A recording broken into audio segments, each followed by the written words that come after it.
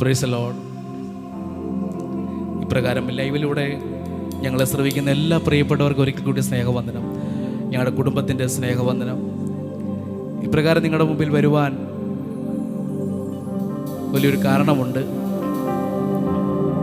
കർത്താവ് ഞങ്ങളുടെ ജീവിതത്തിൽ ചെയ്ത വലിയൊരു വിടുതലിൻ്റെ സാക്ഷ്യം നിങ്ങളുടെ മുമ്പിൽ പ്രസ്താവിക്കാൻ വേണ്ടിയാണ് ഇങ്ങനെ നിങ്ങളുടെ മുമ്പിൽ കടന്നു വന്നത്. വ്യത്യസ്തമായ രാജ്യങ്ങളിൽ വ്യത്യസ്തമായ ടൈം സോണുകളിൽ ഇരുന്ന് കേൾക്കുന്ന എല്ലാ പ്രിയപ്പെട്ടവരെയും സർവശക്തനായ ദൈവം അനുഗ്രഹിക്കട്ടെ. ഞങ്ങളെ ശ്രമിക്കുന്ന എല്ലാവരെയും ഒരിക്കൽ കൂടി സ്വാഗതം ചെയ്യുന്നു. ഇങ്ങനെ നിങ്ങളുടെ മുന്നിൽ നിൽക്കുമെന്നോ ഒന്നും ഞങ്ങൾ പ്രതീക്ഷിച്ചതല്ല. ഞങ്ങളുടെ ജീവിതത്തിൽ ദൈവം കഴിഞ്ഞ വർഷം വലിയ വിടുതലുകൾ, അത്ഭുതകരമായ വലിയ ദൈവപ്രവൃത്തി ഞങ്ങളുടെ ജീവിതത്തിൽ സംഭവിച്ചു. അത് നിങ്ങളുമായിട്ട് ഷെയർ ചെയ്യാൻ വേണ്ടിയാണ് ഞങ്ങൾ ആയിരിക്കുന്നത്. Praise God. വളരെ സന്തോഷമുണ്ട് പ്രിയ എൻ്റെ സ്നേഹിതന്മാരോട് ഒരുമിച്ച് ഇങ്ങനൊരു പ്ലാറ്റ്ഫോമിലായിരിക്കാൻ, നിങ്ങളോട് ഞങ്ങളുടെ സാക്ഷ്യത്തെ ഷെയർ ചെയ്യുവാൻ കിട്ടിയ ആ നല്ല നിമിഷത്തെ ഓർത്ത് ദൈവത്തെ സ്തുതിക്കുന്നു. 2024 ജനുവരി മാസം 19-ാം തീയതി ഞാൻ ഒരു മീറ്റിംഗ് കഴിഞ്ഞ് തിരികെ വീട്ടിലേക്ക് വരുന്ന സമയത്താണ് പത്തനംതിട്ട ജില്ലയിൽ മൈലപ്ര എന്ന സ്ഥലത്ത് വെച്ച് എനിക്ക് വലിയൊരു ആക്സിഡൻറ്റ് നേരിട്ടു. ചിലർക്കെങ്കിലും ഈ വാർത്ത കേട്ടിട്ടുണ്ടാവാം, നിങ്ങൾ കണ്ടിട്ടുണ്ടാവാം, പ്രാർത്ഥിച്ചിട്ടുണ്ടാവാം. പ്രാർത്ഥിച്ച ഒരുപാട് ദൈവമക്കളുണ്ട്. ഇന്നും എനിക്ക് വേണ്ടി പ്രാർത്ഥിക്കുന്ന അനേക ദൈവമക്കൾ എൻ്റെ സുഹൃത്ത് വലയത്തിലും ആത്മീയ ബന്ധത്തിലുമുണ്ട്. ആത്മീയ പിതാക്കന്മാരുണ്ട്, മാതാക്കളുണ്ട്. എല്ലാവരെയും ഓർത്ത് ദൈവത്തെ സ്തുതിക്കുന്നു, എല്ലാവരോടും നന്ദി പറയുന്നു. ഇപ്രകാരം ഇങ്ങനെ നിൽക്കുമെന്നോ നിങ്ങളോടൊപ്പം ഇങ്ങനെ സംസാരിക്കുമെന്നോ ഒന്നും ഞങ്ങൾ ചിന്തിച്ചതല്ല. എല്ലാം കർത്താവിൻ്റെ നാമത്തിനായി ഞങ്ങളെ ഇവിടെ നിർത്തിയിരിക്കുകയാണ്. ഹല്ലേലൂയ. ദൈവം ചെയ്ത അത്ഭുതങ്ങളെ ഓർക്കുമ്പോൾ എത്ര വർണ്ണിച്ചാലും മതി വരികയില്ല. ഞങ്ങളുടെ ജീവിതത്തിൽ അത്രമാത്രം ദൈവം വൻകാര്യങ്ങൾ ദൈവം ചെയ്തു. അന്നേ ദിവസം ആക്സിഡൻ്റ് ഉണ്ടായി. അങ്ങനെ ഹോസ്പിറ്റലിലേക്ക് പെട്ടെന്ന് കൊണ്ടുപോയി. ഏകദേശം 48 മണിക്കൂറാണ് ഡോക്ടർമാർ എൻ്റെ ജീവന് സമയം പറഞ്ഞിരുന്നത്, മെഡിക്കൽ ശാസ്ത്രം. കർത്താവ് അതിൽ നിന്നെല്ലാം ഞങ്ങളെ വിടുവിച്ചു. ഓരോ നിമിഷവും കർത്താവിൻ്റെ കരുതൽ അനുഭവിപ്പാൻ, ആ ഹോസ്പിറ്റലിൽ കിടക്കുമ്പോഴെല്ലാം ഏകദേശം 7 ദിവസക്കാലം ICUവിൽ ഞാനായിരുന്നു. എൻ്റെ ലെഫ്റ്റ് സൈഡിലെ റിബ്സ് ഏകദേശം 11 റിബ്സോളം പൊട്ടലുകൾ സംഭവിച്ചു. ലങ്സിന് മുറിവുകൾ സംഭവിച്ചു. വളരെയധികം പ്രയാസത്തിലൂടെ കടന്നുപോയൊരു നിമിഷം. ജീവിതത്തിൽ ആദ്യമായിട്ടാണ് അങ്ങനെ ഒരു ആക്സിഡൻ്റ് എൻ്റെ ജീവിതത്തിൽ സംഭവിക്കുന്നത്. കർത്താവിൻ്റെ നാമത്തിന് വേണ്ടി വളരെയധികം ശോഭിച്ച എൻ്റെ മാതാപിതാക്കൾ ഇപ്പോൾ 2 പേരും നിത്യതയിലായിരിക്കുന്നു. ദീർഘനാൾ സുവിശേഷ വേലയിൽ ദൈവനാമത്തിന് വേണ്ടി അധികമായി ശോഭിച്ച 2 വ്യക്തികളായിരുന്നു എൻ്റെ മാതാപിതാക്കൾ. ആ നിമിഷങ്ങളെല്ലാം എൻ്റെ ചെറുപ്രായം മുതൽ ഞങ്ങൾ പാസ്റ്റേജുകളും ഒക്കെ ഞങ്ങൾ ജീവിച്ചിട്ടുണ്ട്. പലപ്പോഴും സുവിശേഷ വേലയുടെ മുഖത്തായിരിക്കുമ്പോൾ, ഞങ്ങൾ കൂടെ മാതാപിതാക്കളായിരിക്കുമ്പോഴൊക്കെ വളരെയധികം പ്രയാസങ്ങൾ, കഷ്ടത എല്ലാം അനുഭവിച്ച നിമിഷങ്ങളുണ്ടായിരുന്നു.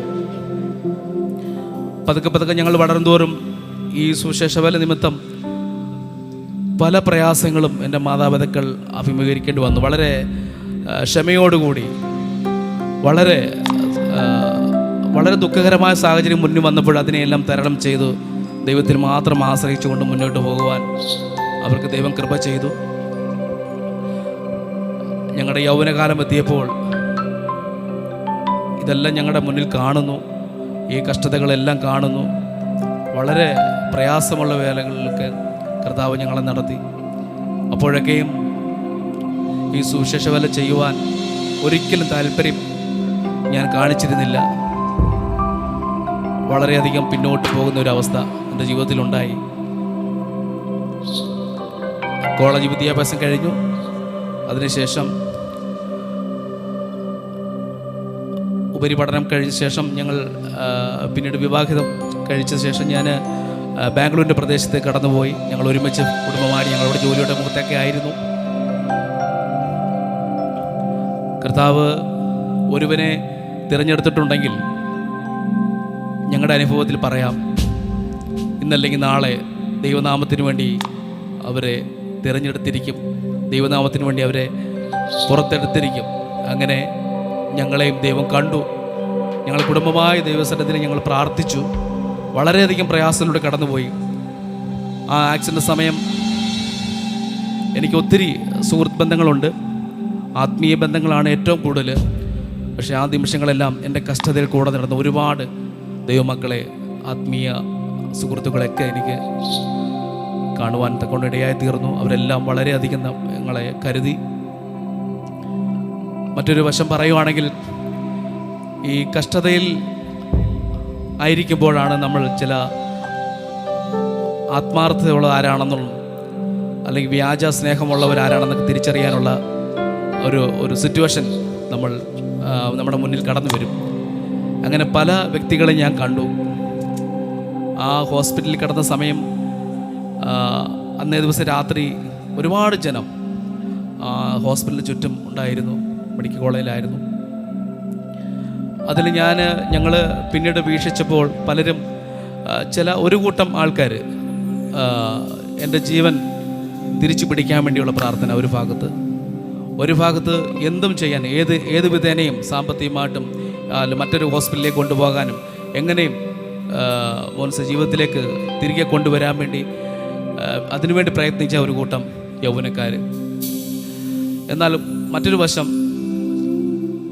മറ്റൊരു കൂട്ടർ, ഇവൻ തീർന്നു, ഇവനിവിടെ അവസാനിച്ചു, ഇവനിനി മുന്നോട്ട് ജീവിതമില്ല എന്ന് വിധി എഴുതിയവർ കാണുവാൻ തക്കവണ്ണം ഇടയായി തീർന്നു. ഞാനിവിടെ നിൽക്കുമ്പോൾ ഞാൻ ഒന്ന് പറയാം, ജീവനോടെ നിർത്തിയത് ദൈവത്തിൻ്റെ കൃപയൊന്നു മാത്രമാണ്. ദൈവം ഞങ്ങളെ മുന്നമേ കണ്ടു. ദൈവത്തിൻ്റെ വിശ്വസ്തയ്ക്കായ ദൈവത്തെ നന്ദിയോടെ ഞങ്ങൾ ഈ സമയം ആയിരിക്കുന്നു.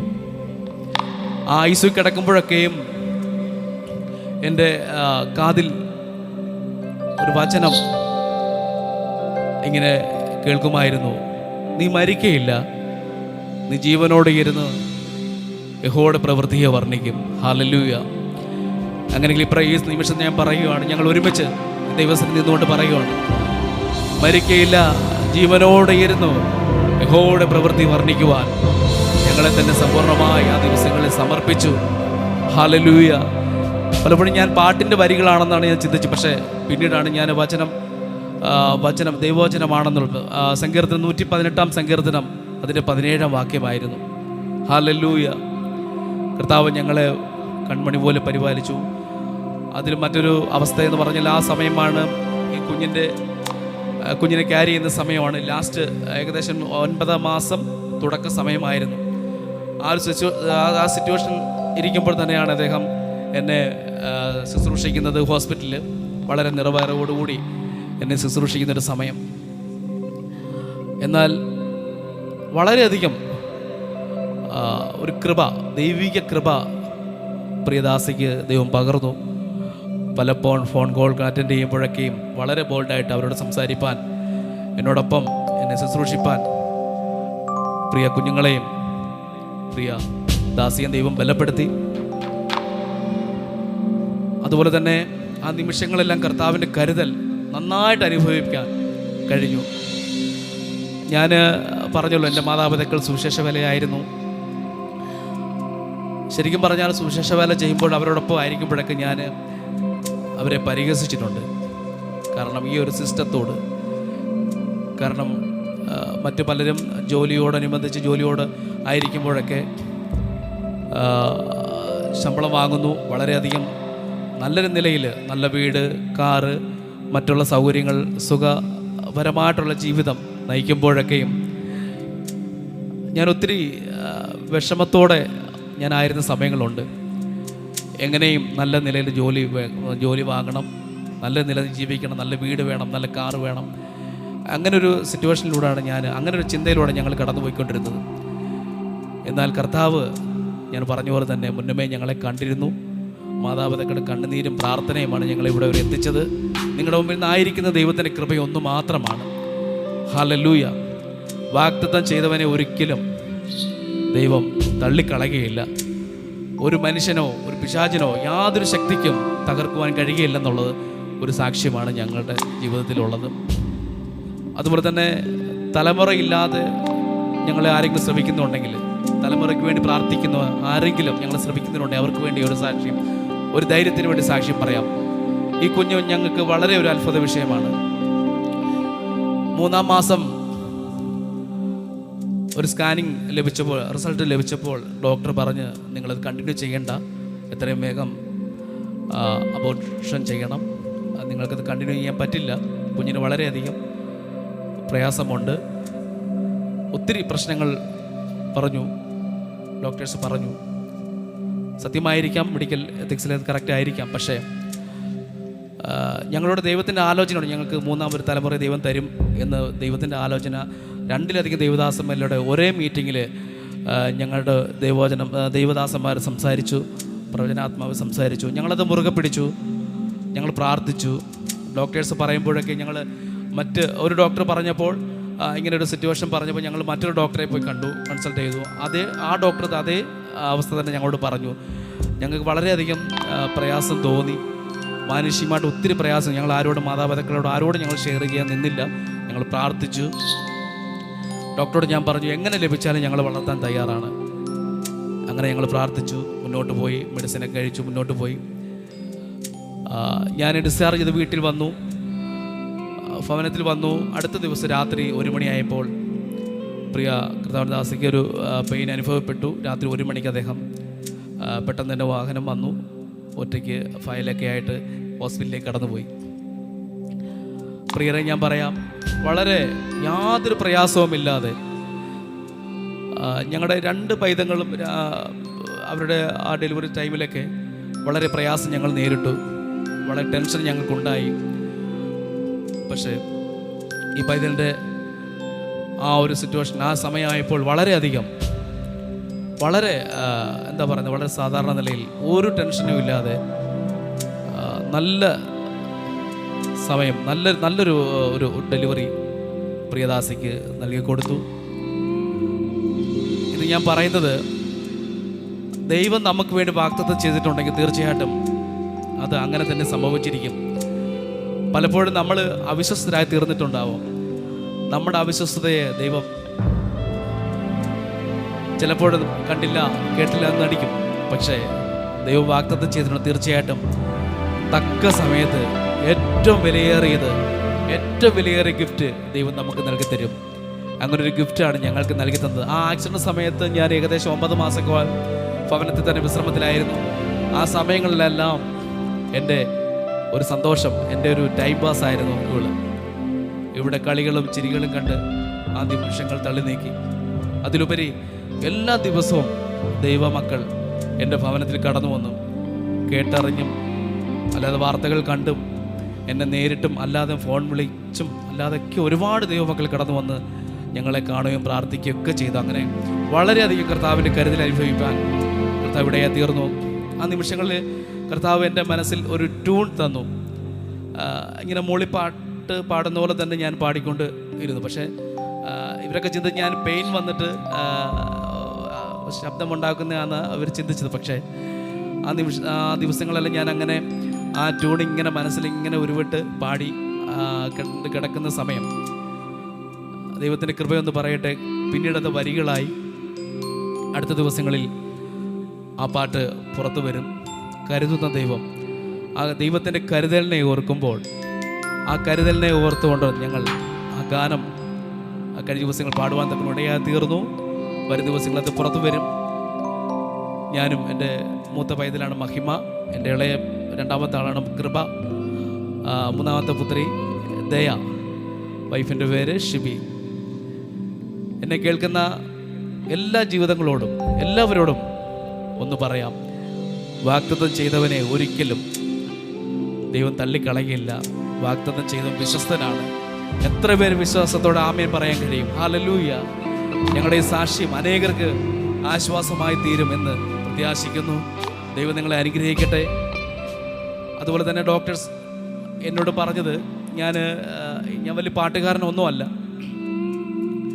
ദൈവം ഇങ്ങനെ നടത്തുന്നു, പാട്ടിനോട് ഭയങ്കര ആഗ്രഹമുണ്ട്, പാടാൻ ആഗ്രഹവും ഒക്കെ ഉണ്ട്, ആഗ്രഹം കൊണ്ട് പാടുന്നു എന്ന് മാത്രമേ ഉള്ളൂ. എങ്കിലും കർത്താവ് ഒത്തിരി വേദികൾ, പ്രത്യേകിച്ച് ആക്സിഡൻറ്റിന് ശേഷം ഒരുപാട് വേദികൾ, പ്രത്യേകിച്ച് എനിക്ക് പറയാനുള്ള എൻ്റെ സുഹൃത്തുക്കളാണ്, എൻ്റെ ആത്മീയ എൻ്റെ ശുശ്രൂഷകളെല്ലാം സഹകരിക്കുന്ന എൻ്റെ പ്രിയ പൈതങ്ങളാണ് എന്നോടൊപ്പം ഇവിടെ ആയിരിക്കുന്ന ഓർക്കസ്ട്ര.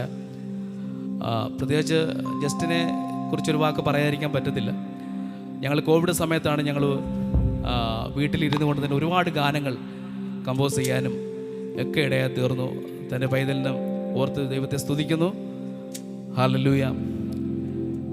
അങ്ങനെ മുന്നോട്ട് പോകുന്ന സമയങ്ങളെല്ലാം കർത്താവ് വളരെ അതിശയകരമായി ഞങ്ങൾ നടത്തുന്നു. ഇനിയുള്ള നാളുകൾ കർത്താവിന് വേണ്ടി ജീവിക്കുവാൻ. ഡോക്ടർമാർ പറഞ്ഞു, നിന്റെ ശബ്ദം, നിനക്ക് പഴയ പോലെ ശബ്ദം നിനക്ക് ലഭിക്കുകയില്ല, പാടുവാൻ കഴിയുകയില്ല എന്നൊക്കെ ഡോക്ടർമാർ പറഞ്ഞു. അത് സത്യമാണ്, മെഡിക്കൽ പ്രകാരം അത് കറക്റ്റാണ്. ഞങ്ങളത് അതിൻ്റെ റിസൾട്ടും മറ്റുള്ള റെക്കോർഡൊക്കെ ഞങ്ങളുടെ കയ്യിലുണ്ട്. പക്ഷെ എനിക്ക് നല്ലൊരു വേദിയാണ് ഈ ദിവസങ്ങളിൽ ലഭിച്ചുകൊണ്ടിരിക്കുന്നത്. പവർ വിഷൻ പോലെ ചാനലുകളിൽ എനിക്ക് പാടുവാൻ ദൈവം അവസരം നൽകിക്കൊണ്ടിരിക്കുന്നു. അതെനിക്ക് ഏറ്റവും വലിയൊരു അനുഗ്രഹമാണ്. ഞാൻ കൂടുതലായി പാടും തോറും എൻ്റെ തൊണ്ടയ്ക്ക് വളരെ ഒരു ഓപ്പൺ ഉണ്ടാവുകയും നന്നായിട്ട് സൗണ്ട് പുറത്തു വരാൻ തുടങ്ങി, പഴയതിനേക്കായി നന്നായിട്ട്. എന്നാൽ ചില സമയങ്ങളിൽ ബ്രീത്തിങ്ങിൻ്റെ പ്രശ്നങ്ങളൊക്കെ ഉണ്ട്. ചിലപ്പം ഒരു പാട്ട് മുഴുവനായിട്ട് വരികൾ പാടുവാൻ കഴിയാതെ വന്നിട്ടുണ്ട്. പക്ഷെ പാടുന്തോറും പാടാൻ കയറി നിൽക്കുമ്പോൾ ദൈവികമാകുന്ന ഒരു ബലം, ഒരു ധൈര്യം കർത്താവ് എനിക്ക് നൽകി. ദിവസങ്ങളെല്ലാം പാടുവാൻ ദൈവം ബലപ്പെടുത്തി. വരും ദിവസങ്ങളിൽ നല്ല ഗാനങ്ങൾ പുറത്തു വരും. നിങ്ങളെല്ലാവരും കേൾക്കണം, ഞങ്ങൾക്ക് വേണ്ടി പ്രാർത്ഥിക്കണം. ഞങ്ങളുടെ കുടുംബത്തെ ഓർക്കുമ്പോഴൊക്കെയും നിങ്ങളുടെ പ്രാർത്ഥനയെ വഹിക്കണം. ഹല്ലേലൂയ. ഇന്ന് രാത്രികാലം ഈ സമയം നിങ്ങളോടൊപ്പം വായിക്കുമ്പോൾ ദൈവത്തിന് വേണ്ടി അധികമായി വൻ കാര്യങ്ങൾ ചെയ്യുവാൻ, ദൈവം ഞങ്ങളുടെ ജീവിതത്തിൽ ചെയ്ത പ്രവൃത്തികളെ, ദൈവം ചെയ്ത വൻ കാര്യങ്ങളെ നിങ്ങളോട് ഷെയർ ചെയ്യുവാൻ ലഭിച്ച നല്ല നിമിഷത്തിനായി ദൈവത്തെ സ്തുതിക്കുന്നു. ഹല്ലേലൂയ. ഞങ്ങൾ ഈ ദിവസങ്ങളിൽ എടുത്ത തീരുമാനം കർത്താവിന് വേണ്ടി അധികമായി പ്രയോജനപ്പെടുവാൻ, എന്തെങ്കിലുമൊക്കെ ചെയ്യുവാൻ, ദൈവത്തിന് വേണ്ടി, ദൈവരാജ്യത്തിന് വേണ്ടി അനേകരെ നേടുവാൻ ഞങ്ങളെ തന്നെ സമ്പൂർണ്ണമായി സമർപ്പിച്ചുകൊണ്ടാണ് ഓരോ ദിവസം ഞങ്ങൾ ജീവിക്കുന്നത്. പ്രിയ ദാസിയുടെ പിതാവും മാതാവും വളരെയധികം ക്ഷീണതയാണ് എങ്കിലും കർത്താവിനോട് അധികമായി ശോഭിക്കുന്നു. അനേകർ കൊണ്ട് പ്രാർത്ഥിപ്പാൻ ഒക്കെ ദൈവം ബലപ്പെടുത്തി. പ്രാർത്ഥിക്കുന്ന ഒരു കൂട്ടം മാതാപിതാക്കൾ ഞങ്ങൾക്ക് വേണ്ടിയുണ്ട്. പ്രത്യേകിച്ചാൽ ഞങ്ങൾ പത്തനാപുരം പിടവൂർ എന്ന സ്ഥലത്താണ് ഞങ്ങൾ താമസിക്കുന്നത്. പിടവൂർ IPC റഹബോത്ത് ചർച്ചിലാണ് ഞങ്ങൾ ആയിരിക്കുന്നത്. ഞങ്ങളുടെ മാതൃ ചർച്ചാണ്. ആ നിമിഷങ്ങളെല്ലാം കർത്താവ്, ആ നിമിഷങ്ങൾ പ്രിയ സഭ ഞങ്ങൾക്ക് വേണ്ടി വളരെയധികം ഞങ്ങൾക്ക് വേണ്ടി പ്രാർത്ഥിച്ചു. ദേവദാസനും കുടുംബം, പ്രത്യേകിച്ച് മാത്തിക്കോശി പാസ്റ്റർ ഞങ്ങൾ ഓർക്കുന്ന ഈ നിമിഷം ഒരുപാട് കാര്യങ്ങൾ, ഒരുപാട് നന്മകൾ, ഒരുപാട് ഞങ്ങൾക്ക് വേണ്ടി പ്രാർത്ഥിച്ചു. ഈ നിമിഷം അവരെല്ലാം ഓർക്കുന്നു. എല്ലാവരോടും നന്ദി ഈ സമയം അറിയിക്കുന്നു. ഞാൻ ഹോസ്പിറ്റലിലായിരിക്കുന്ന സമയത്ത് ഏകദേശം 3rd ഫ്ലോറിലാണ് ഞങ്ങൾ ആയിരിക്കുന്നത്. അപ്പോൾ ഇദ്ദേഹം പല ഫാമിലീസ് കാറുമായിട്ടൊക്കെ വരുമ്പോഴൊക്കെ മനസ്സിൽ ചിന്തിച്ചു, ഇനി എനിക്ക് കാറിൽ യാത്ര ചെയ്യാൻ പറ്റത്തില്ല, എൻ്റെ ചാച്ചൻ്റെ കൂടെ ഒരുമിച്ച് യാത്ര ചെയ്യാൻ കഴിയില്ല എന്നൊക്കെ മനസ്സിൽ മാനുഷികമായിട്ട് ചിന്ത വന്നു. കാരണം ഡോക്ടേഴ്സ് പറഞ്ഞ പ്രകാരം നോക്കുമ്പോൾ എൻ്റെ ലെഫ്റ്റ് സൈഡ് മുഴുവനായിട്ട് തകർന്നൊരു അവസ്ഥയായിരുന്നു. പക്ഷെ ഇന്ന് ഞങ്ങൾ വാഹനം ഓടിച്ചാണ് ഇവിടെ കടന്നു വന്നത്. നിങ്ങളുടെ മുമ്പിലായിരിക്കുന്നതെല്ലാം ദിവസങ്ങളിലൊക്കെ യാത്ര ചെയ്യുവാനൊക്കെ, ഒരുമിച്ച് യാത്ര ചെയ്യുവാനും, അനേക ഇടങ്ങളിൽ പോയി കർത്താവിനെ സാക്ഷിപ്പാനൊക്കെ ദൈവം ഇട തന്നുകൊണ്ടിരിക്കുന്നു. ഞങ്ങളെ ഓർത്ത് പ്രാർത്ഥിക്കുക. ജീവൻ പോവുകയോളം ദൈവത്തിന് വേണ്ടി നിൽപ്പാൻ, ദൈവത്തിന് വേണ്ടി പാടുവാൻ, ദൈവം എപ്രകാരം ഞങ്ങളെ അയക്കുന്നുവോ അപ്രകാരം ദൈവസന്നിധിയിലായിരിക്കാൻ, ദൈവനാമത്തിലൂടെ പ്രയോജനപ്പെടാൻ ഞങ്ങളെ തന്നെ സമർപ്പിച്ചുകൊണ്ട് ഞങ്ങൾ പ്രാർത്ഥനയോടെ ആയിരിക്കുന്നു. ഞങ്ങൾക്ക് വേണ്ടി ഒരിക്കൽ കൂടി പ്രാർത്ഥന ചോദിക്കുന്നു. ഒരു ഗാനത്തിൻ്റെ ചില വരികൾ നിങ്ങൾക്ക് വേണ്ടി ഞങ്ങൾ ഒരുമിച്ച് ആലപിക്കുന്നു. Praise the Lord. ദൈവം നമ്മെ അനുഗ്രഹിക്കട്ടെ.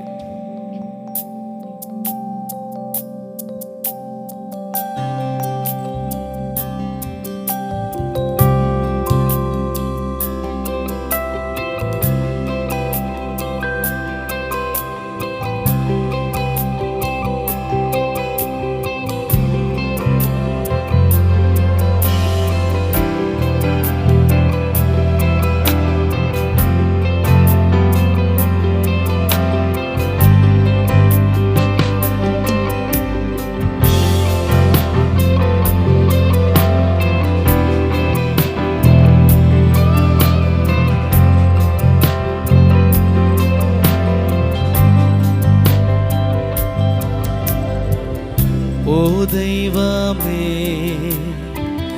രാജാദി രാജാദേവ, ആദിയന്തം ഇല്ലാ മഹേശനേ, സർവലോകം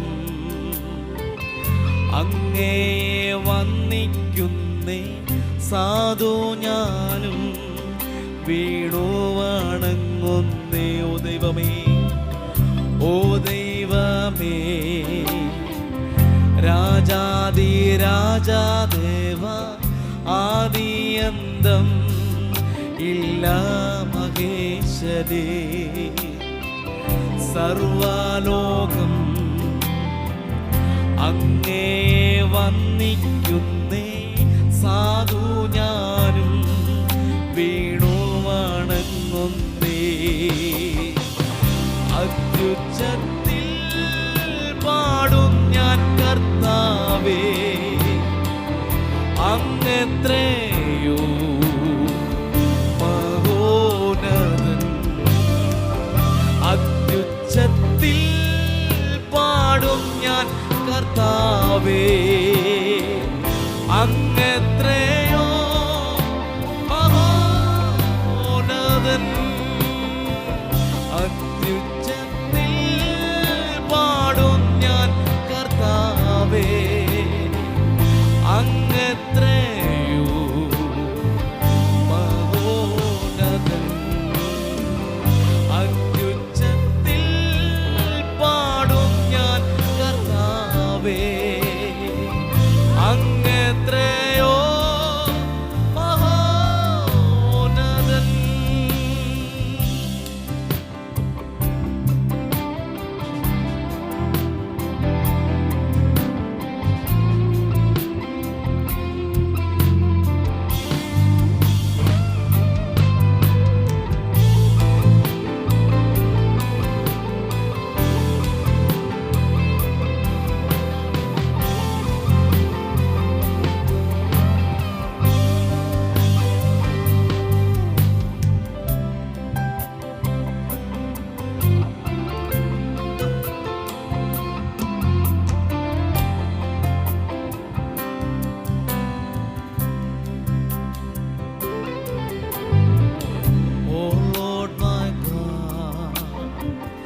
When I ask someone to consider all the gods have made, I see the stars, I hear the rolling thunder, the power throne, the universe is there.